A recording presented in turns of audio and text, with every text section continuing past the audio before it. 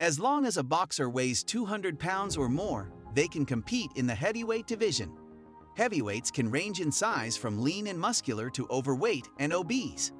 So in this video, we are going to discuss why boxers and UFC fighters can get really, really fat, and why other athletes don't. Time and time again, have seen heavyweight boxers gas out in the later rounds of a fight.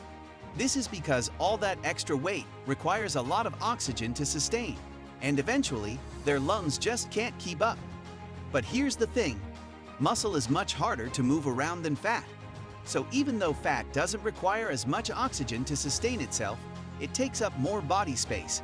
This means that a heavyweight boxer who weighs 240 pounds might tire out sooner than his opponent, who also weighs 240 pounds but has less muscle and more fat.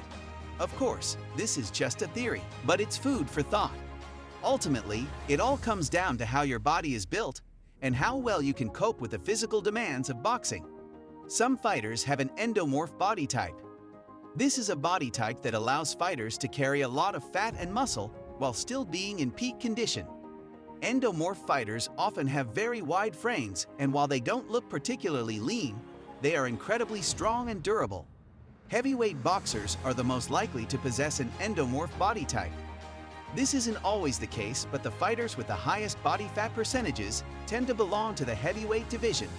Heavyweights can carry extra fat for a weight advantage without it affecting their ability. In boxing, weighing more than your opponent can be a massive advantage. Since there is no limit on weight for the heavyweight division, the fighters don't have to cut weight. This means they can fight at their natural weight, or whichever weight they feel most comfortable fighting. They want to feel as strong and healthy as possible. When you don't have cut weight or get incredibly lean for a fight, you'll feel stronger and healthier. While having an incredibly low body fat will make you look good, it won't make you feel good, and it simply isn't sustainable in the long term. When you look at who gets the money, at the end of the day, it's disproportionately Zuffa and disproportionately not the fighter. Northwestern University labor law professor Zev Eigen told Bleacher Report, calling the UFC contract the worst he's seen in the sports or entertainment fields. None of these fighters are represented by a professional association or a union.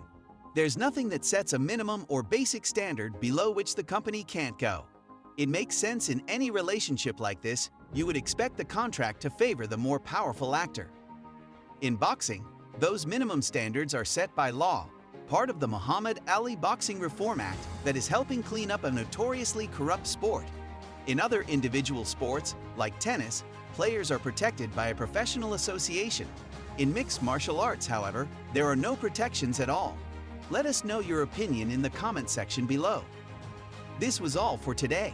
Hope you liked the video. Do not forget to subscribe to our YouTube channel